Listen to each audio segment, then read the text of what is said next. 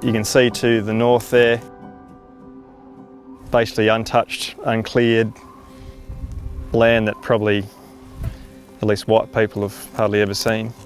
I've never been out there personally even much. It's actually past where they first surveyed the recommended clearing line, but you know, people like to push the limits. So this is where we're farming, and it's one of the driest farms in the state. We have about 13,000 hectares arable out here. We're sort of 80–70% cropping. We run about 2,000 breeding ewes. Our soils are generally pretty good, but we have some troublesome soils as well. So we've got marginal soils and marginal rainfall. So yeah, there's some challenges. When I was in my early 20s, I did a PhD at Curtin University, and it was looking at changes in climate and how we might adapt cropping systems to suit those changes. Well, I looked at the fringe of the wheatbelt, because that's where I'm from, that's what I was interested in. And I looked at the rainfall patterns before and after 1975. And what I found was the rainfall had actually increased slightly, but the distribution had changed to basically 50-50 out of season. So with a perennial fodder system, for example, you know, it loves that rain. It just thrives on the heat and the moisture in the soil and just goes ballistic. Part of what we're trying to set up here is being able to capture rainfall whenever it falls and benefit from it whenever it falls to its maximum capacity. So with this hill particularly, it's quite a hard setting. It's magnesic, and that gets really hard really easily, gets sticky.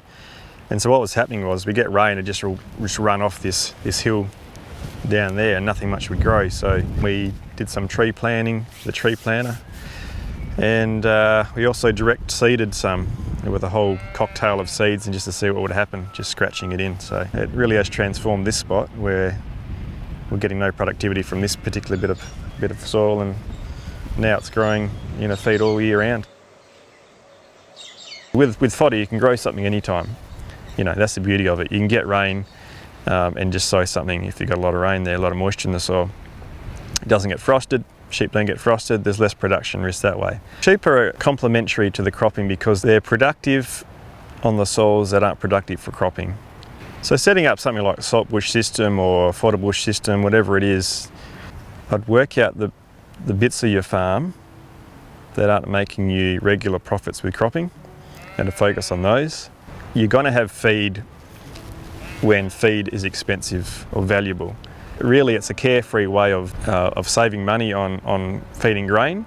So these areas really allow you to get a valuable feed, chuck them in there carefree, lick bins, and allows you to concentrate on those critical times for cropping. In the future, I think we'd like to have more of those little grazing areas of fodder bushes.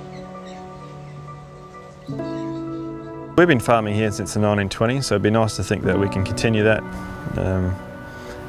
And you know, we want to hand on a sustainable system as well.